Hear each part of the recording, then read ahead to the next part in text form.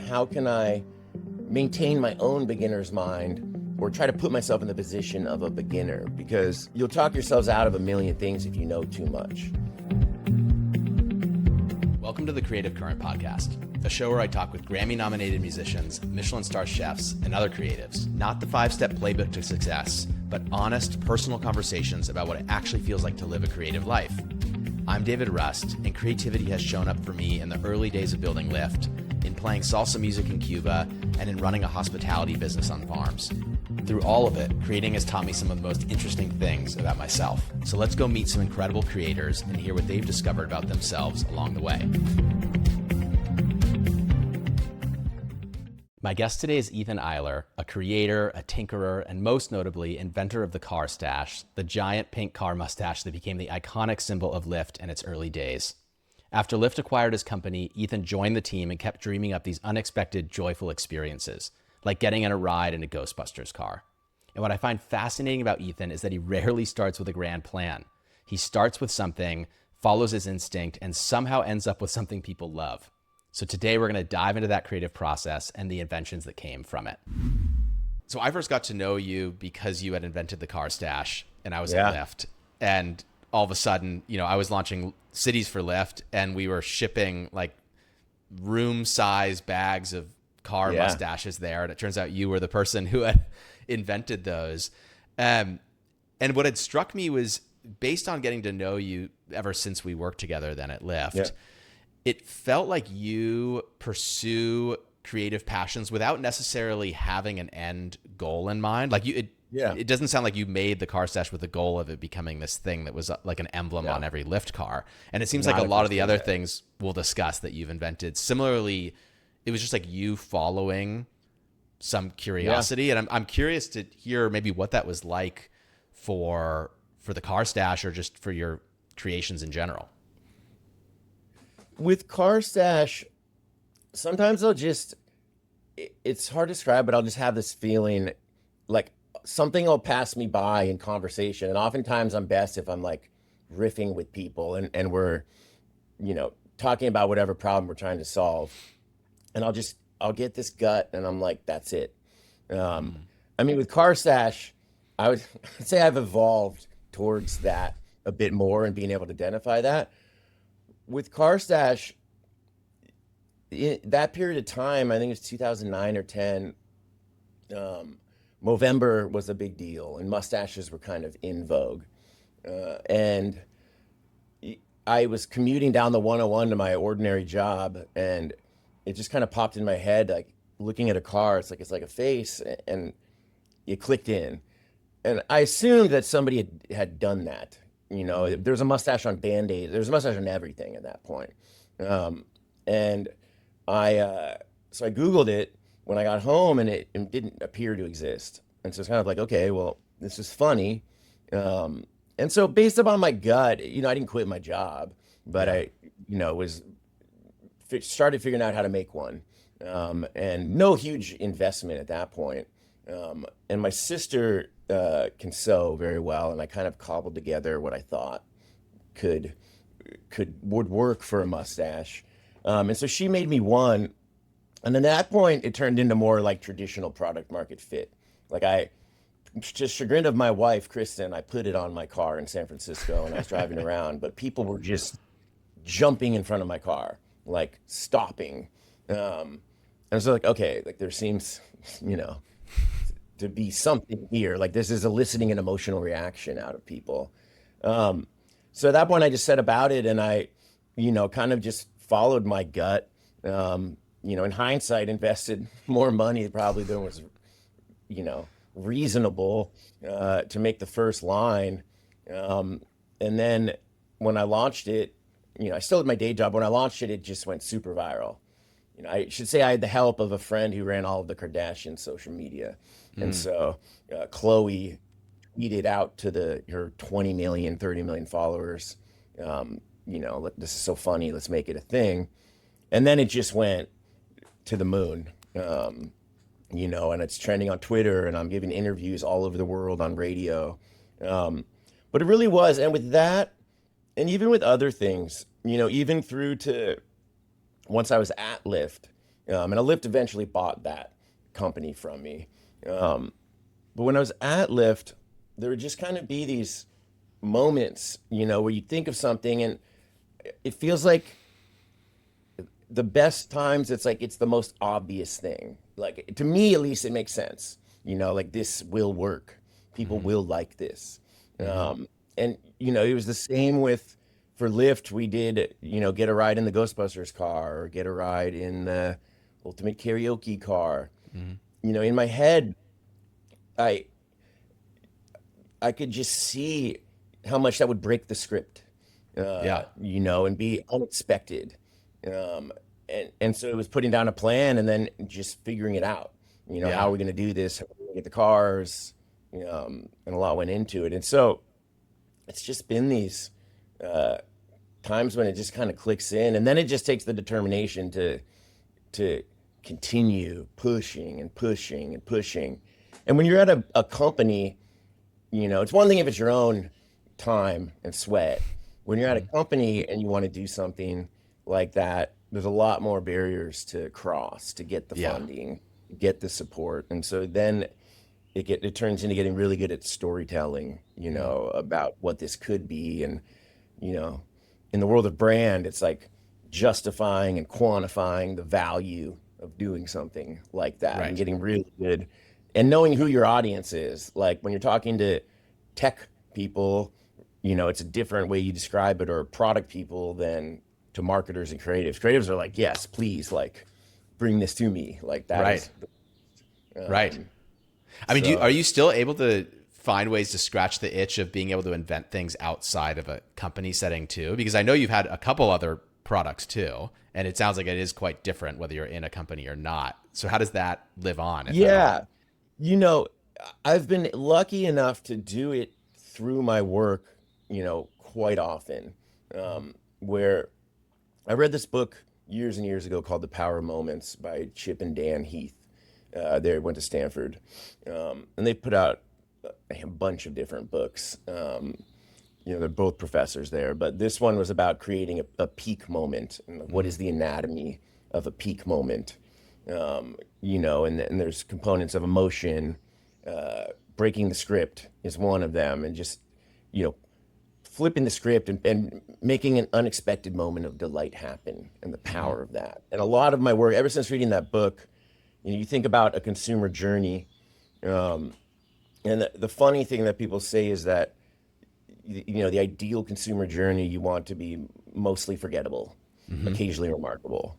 And it's to say that, if in a consumer journey, if you're doing this, nobody remembers like this, the small highs and lows that's invisible to them.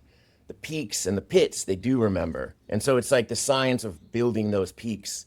And so I've thought a lot about that, um, in different, across my different roles. And it's hard to convince people to invest in a peak moment when they're so worried about filling every little pit and pothole. Mm. Um, and and so, but to get people to, so I get a lot of satisfaction out of like identifying those peaks, and those moments and what you could do for somebody to kind of break through and make it memorable.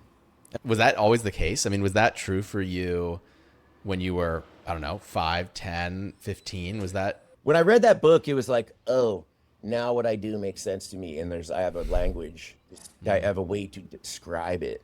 But yes, it's very much been building like unexpected, or like making the moment, what you're doing with your friends or your family. It's like, how do you orchestrate it, uh, to be exciting and to take it to the next level, Yeah. whatever that is.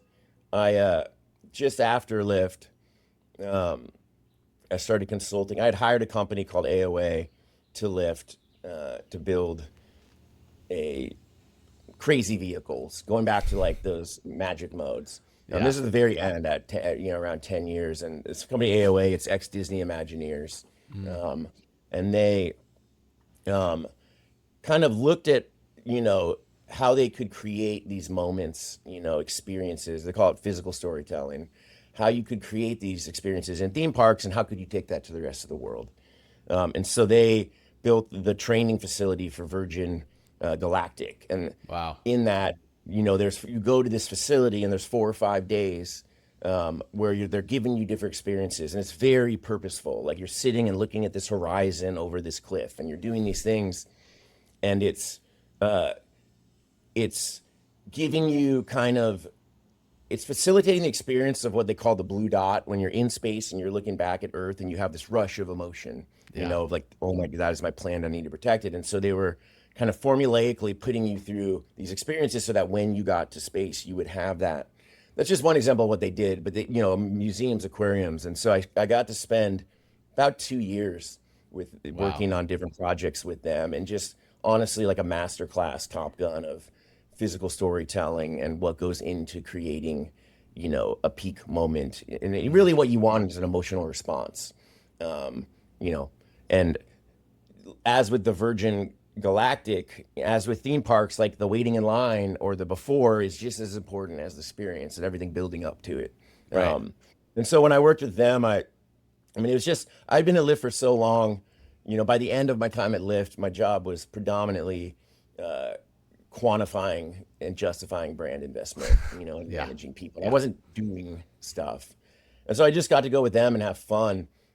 We built a replica X-Men mansion for Airbnb. So we rented this mansion in Wow. upstate New York, and every detail of it, moving saw blades in the walls. And then we built a replica Beetlejuice house, Yeah. like down to every detail when that movie was coming out, and a bunch of other projects too. But just, you know, getting in there and like, I never aspired to be an executive producer of these types of things, but to go be able to do that and learn from the Imagineers was like, oh my God, like Yeah. these are the people. Yeah. As growing up, it was always like a back of my head fantasy to be an Imagineer or, get involved in that world. Yeah. What was one of the first things you remember building and creating? That's a good question. Many of them I can't say on here. It's very child. Yeah. Breaking the rules, breaking the script, even when you were a kid. Little. Yeah. So what is the problem with the main script? Like I imagine that there was probably some point in your life where you were like, the main script isn't like interesting enough or good, or that there was Yeah, something you needed to change about it.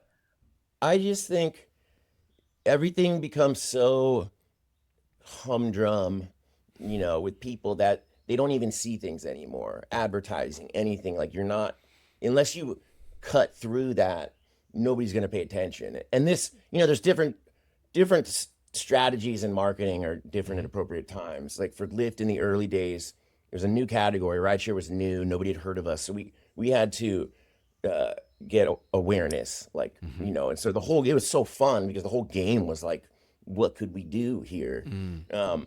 And people, they don't see ads. They kind of, they get in that longest line because they're not paying attention. And so, I think shaking it up and giving it some expected, it doesn't even have to cost a lot of money, Mm. and it could be very powerful. There's a hotel in LA called the Magic Castle Hotel. And I'm not Mm. talking about the secret, like the Magician Society. It's Hmm. if you looked at it, it looks like a roadside bright yellow, like done up, looking okay. If you go onto the reviews of it, it's like second to the Four Seasons and the Fairmont, similar price. Yeah. And at that hotel, by the pool, there's a phone and it says popsicle hotline. And you go pick up the phone, and somebody answers like, "Hello, would you like a popsicle?" Yeah. And you say yes. And then somebody comes out in a tuxedo with a popsicle on a silver platter. And due to that, breaking the script in that, the unexpected, um, you know, always booked out, charging a ton of money, and that cost Yeah. them nothing, and so there's just Hmm. smart ways to, it's not about money. It's Hmm. about the unexpected. And like breaking the script is one strategy of many strategies you could take, but I've always Right. found it to be a pretty effective one. Yeah. Well, and it's so clear to me that you just have this nonstop flow of ideas that come to you. I even remember one of them, I think, was a riff on the cummerbund, right? Like the Yeah, old yeah. stodgy thing you wear with the suit. The idea of a cummerbund was, it was business at the altar, party on the dance floor. But you'd have a cummerbund, like a formal wear, and it would just look like a normal black, you could wear it. But then if you flipped it, uh, we had a variety of ones. We had a WWE title belt. You can actually see one on the wall Oh right yeah, there. yeah, Champ yeah, belt. yeah. Um, yeah, and it was just this insight that like that would allow people to break the script, right? Right. And at You're that giving them the wedding, tools to do that. yeah, you're giving them the tools to do it.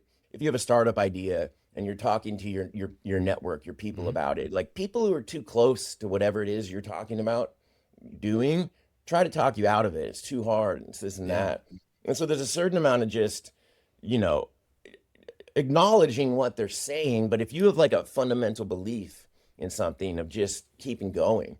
Did you ever have to cultivate that gut? Right? Because it sounds like for you, it just comes second nature in some ways, where you just Yeah. have this feeling and you know what it feels like in your body, and you have learned to Yeah. trust it, and you've gotten data. But are there any ways you cultivate that? Or are there any practices you do when you wake up in the morning, when you go to sleep at night, that just anything that helps you cultivate that? Yeah. I mean,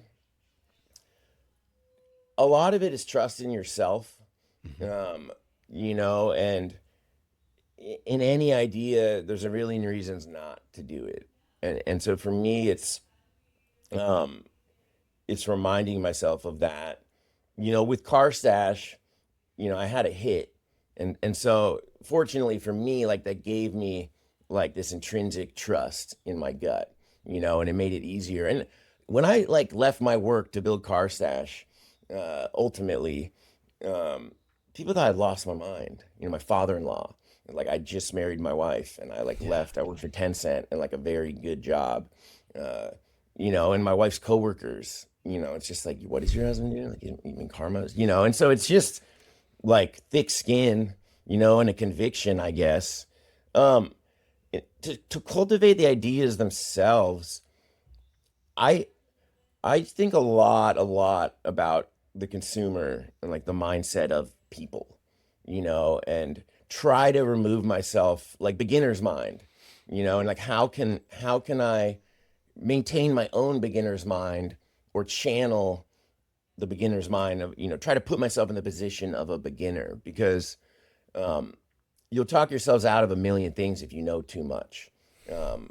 And so, you know, and I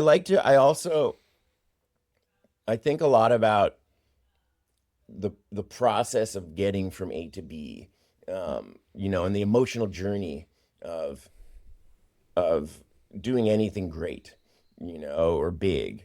And with the like awareness that it's going to get difficult. Like that's part of the journey, is that those low lows. And if you go into whatever it is you're doing expecting that, waiting for that, when it happens, it's not this like, oh my God, panic. It's like this is part of the journey. Like if this was easy, you know, anybody would do it. And Yeah. I think what separates a lot of people have cool ideas, but going the distance is a whole different thing. The idea is the fun part. Like if my job could be to sit around all day just coming up with ideas, um, there are jobs like that, like creatives.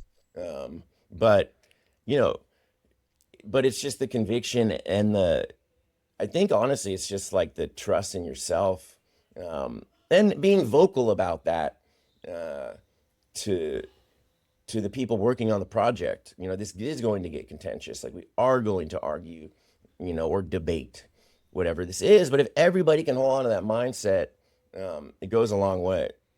Those examples of low lows, and it sounds like you sort of prime yourself for that. You know there's Yeah. gonna be lows and you expect it. Could you share maybe an example of what one of those low lows looked like, and how you in that because I think it's easy to Yeah. say when you're not in a low, expect the low. But in my experience, and when you're in the lows, it's like such a emotional, full body, Yeah. overwhelming experience. Sometimes it's hard to remember like this is part of the journey. Can Yeah. you maybe talk through an example of Yeah. that and how you manage it?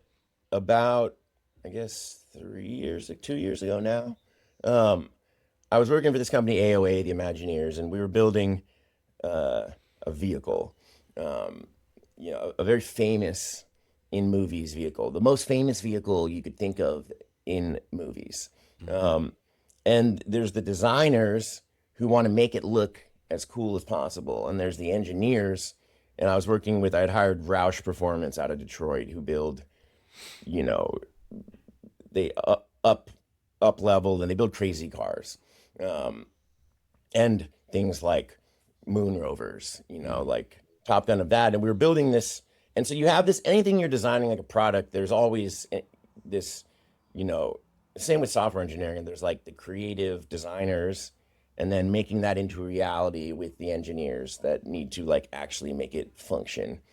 And we had been struggling, Roush is in Detroit. We were in San Francisco and LA, and this back and forth. So finally it was like, okay, we need to go to Detroit, spend a week there, get in a room with everybody. And so we flew out, and I was running the whole thing, and I had a whole presentation put together. The first slide I put up was um, a giant symbol of this, like Marvel, the superhero, Mm. whose car it was. Um, and I sat down, and before anything, I said, you know, this week, like, we are here to debate things. This is going to get uncomfortable. If if 12-year-old Ethan knew what Ethan today is doing, he would be excited and proud of him. Like, he would be psyched at what a grown-up Ethan is doing. And everybody in this room, keep that in mind. Like, we're here to debate. We're all very good at what we do. You are all specialists in what you do. And zoom out and see, we're building a superhero car, and keep that in mind of what we're being paid to do as we go through this week. And that kind of immediately just broke down, those barriers, and it kind of got everybody out. It broke the script. It Yeah. got everybody out of the stress of like, what size wheels this thing, all these things. Yeah. And was just like, man, we're building the coolest thing ever. So like, we should enjoy this. Oh, well, and what's neat too is, I mean, you're a father, you have kids. And so you're talking about Mhm. your own experience of your 12-year-old self being proud of what you're doing Yeah. now. I feel like I've seen a little bit of how you create a magical world for your kids where your kids Hmm. are also able to, I mean, kids don't follow scripts. They learn at some point that there's a Yeah. script and they're told to follow it. But before that, they're just breaking scripts constantly. But I'm Yeah. curious, in your family life, how does this sort of drive you have to create memorable moments and Yeah. peak experiences, break the script, show up there? Yeah. I mean, I try to, you know, when we're going out for an outing or whatever it is we're doing, um, I'm thinking about, you know, the journey we're going on, and like, what could go right, what could go wrong, what would make this interesting. Probably to the frustration of my wife at certain points, because I can get a little obsessive. But I'm tuning that experience, to have fun, and I think in doing that with my kids, you know, when we're breaking the script, spontaneity, like something that you just wouldn't expect. Like, that's the thing that they will remember. Again, like, most of the journey is invisible. And so you're trying to build in this one thing, you spun, like, for no reason, we stay up till 1 in the morning watching movie marathon or whatever it is, Yeah. and it's, um, just exposing them to that. And I can't say that I'm like talking to them about what I'm doing. I'm doing it subconsciously, Yeah. 99% of the time. But when I pause, like right now, and think about it, um, it is going back to breaking the script and like Yeah. the monotony of the day to day. I think you own a VW van, right? I And did. like even just Yeah, that. I mean, I grew that's up an with one of example. those, and That I just for the last 3 months, my friend lent me back the car, that VW nice. van, and it's Oh, like, you have a bus. yeah, but talk about breaking the script is Yeah. like I Yes. drive down the road in that, and people are putting their hand out the Yeah. windows and It's good vibes. Like giving me it. the Yeah. shaka, and like it's so cool.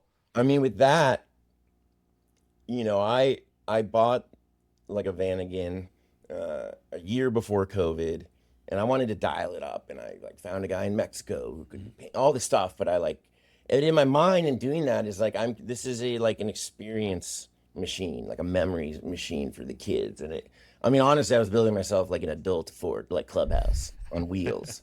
But yeah, that alone, just the memories that we have from that van driving around, um, popping the top of the Westphalia just in our driveway. It is that, and seeing that like this, you know, would be like a vessel, that was fun. And you're totally right. When you drive around one of those things, it's kind of like the Carstache. It's like people are just, it makes them happy. Like it puts a smile on their face.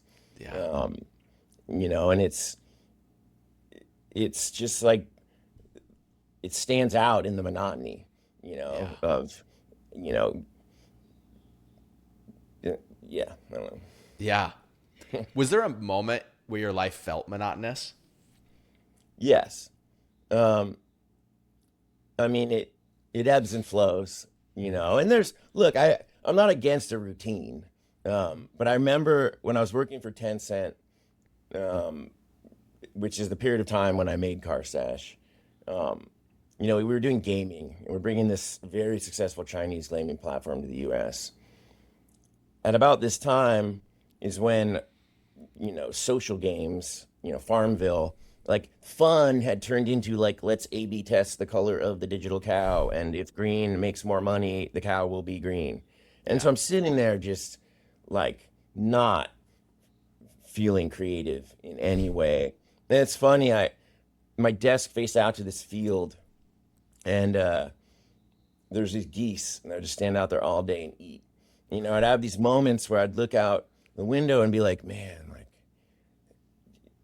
envious of these geese because it's like all they're doing is eating and crapping and hanging, and like there's all these stresses and all these things. And I read this book, in The Sopranos. Tony, like, there's this whole, if whoever has seen this, he's looking at these ducks and talk about a stressful life, but he's looking at these ducks that land in his pool, and like that was the same symbolism. I was probably drawn from that, but I read this book called Escape from Cubicle Nation, and I don't know, something had it in me that it's like I feel like literally in a cubicle right now, like I am stuck here.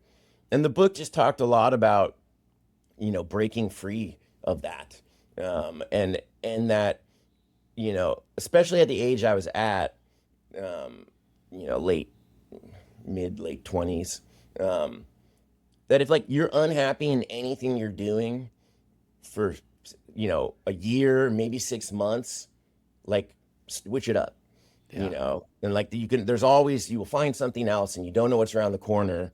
And the book, there was a lot more in the book than that, but it like hit me, like that, to go for it.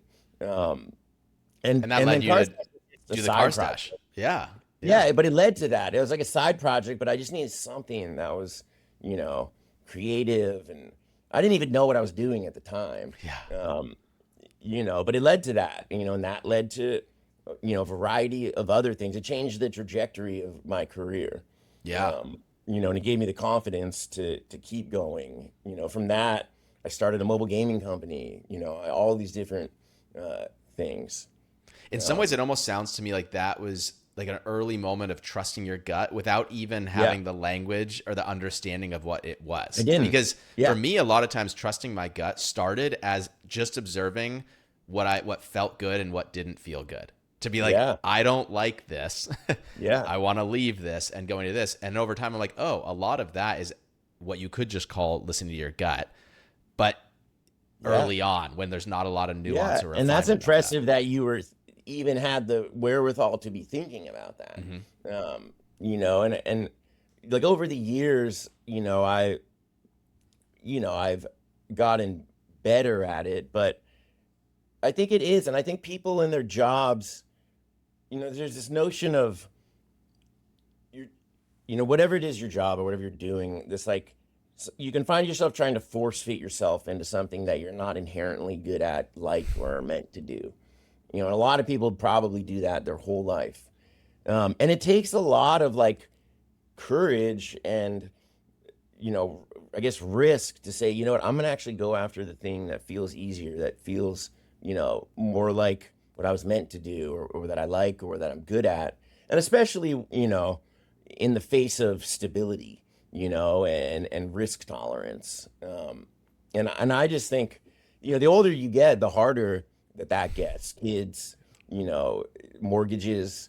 And so for anybody who's younger and like, you know, before you have kids, for any of that, like try and fail, like try a million things. Cause like in hindsight, like the, there's not really any real consequences. And actually, this is like sounding like from a privileged perspective, because for a Yeah. lot of people, there are consequences at all times. But I still think even in that, just to try to have the perspective of like, even if I try this thing for 6 months or a year and it blows up in my face, like it's likely not something that couldn't be undone, Right. you And know? it also doesn't have to be the main thing that you do to make a living, right? It Right. could be like trying something on the side with Absolutely. whatever spare time you have available and whatever Yeah. resources you have available. Yeah. Yeah. And I think, and when you turn your side hustle into like your main thing, and that just takes, you know, a lot of motivation to do Yeah. it. Like you have to have like the fire in you, or a system that works for you to get you to do it. Um, I read this book called The Power of Systems, Mm. and it talks a lot about that, like everything in our life is a system. Your life is comprised of systems to do every single thing Mm-hmm. that you do. And so if it's something like you're trying to lose weight or whatever it is, and you keep trying and failing, like it's not that you are a failure, it's that your system isn't the right system. And you need to try a different system and a different approach. Like for some people, this might be calendaring time to do something every day. For other people, it could mean like when the moment hits you and you go all in for a period of time. But Yeah. I think a lot of people can get discouraged and beat themselves up about, you know, trying and failing, and you start to just get down on yourself that like I have no follow through or whatever it is. And I don't think that's true. I just think your system isn't correct Yeah. and you need to try a different one. What is your system? I mean, clearly your system has worked for you in your life because Yeah. you've it worked in the sense of you've been able to create things and turn ideas into reality. So if we're Yeah. calling that quote unquote like you succeeded on that front, Yeah. what's the system that you use? I mean, for me, like the process of like scheduling out like a regiment. So it's like every day I wake up and I meditate, and then I do this and I do this and then I do this. It doesn't work. Mm-hmm. And so for me, it's more finding something that, you know, genuinely I'm excited enough about that it turns it into like, I can view it as like a game or a puzzle, and I'm on this journey of just, connecting the dots, influencing people. Like, how do the story of what it is? Like, I think that's very important is like, what is the story to myself, like to when I'm communicating it to people? And so, for myself, it's, less about like, if it's a side hustle, which I'm currently doing, um, it's less about like every day carving out an hour and more finding blocks of time where I can flow, like to get into that flow state, and um, letting the momentum carry me. And over Yeah. time, the more progress you make. And another important thing too is like small achievable goals. Um, so many people, when I was doing Carstache and my gaming company, another book, The Art of the Start, it's a guy Kawasaki, and his whole thing was like, don't write a business plan, a huge 100-page business plan. Like write like a couple pages, but then just make a bunch of small achievable goals. And every day, every other day, whatever it is, like check one of those. And the momentum builds. Like when you make progress, it leads to like motivation to do the next thing. So on like a side hustle perspective, that's what I do. Finding bigger blocks of time, like context switching for me is like kills me. Like I can't, um, it takes me a bit to like get in the groove and get flowing. And so if I'm, getting alerts or I'm on Slack all day with people answering questions or whatever it is, like I can't get into that zone. And so it's finding the time to carve out the space for that. Yeah, the ability to focus and to get carried by it. Like at some point you get this momentum. I mean, I It find that a lot of does. You get, times. yeah. Yeah, you'll go for it. I say you get excited, like there's like a rush Yeah. to whatever that is. And when it feels good when you're in it, it's like a dopamine release or whatever But that it is, takes where some you're, time to sometimes it stoke that does. fire, right? Like there's a lot of times, I mean, I love playing music, but there's times where I'll oftentimes sit down and I'm like, I don't want to. But I'm Yeah. like, I know if I just did it for 1 minute, then all of a sudden Yeah, it stops being this like mental thing totally. of like thinking about it, and then I'm just in it. But then I need to be in that for long enough to Yes, then 100%. like allow it to unfold. The thinking about it's way worse than the doing of it.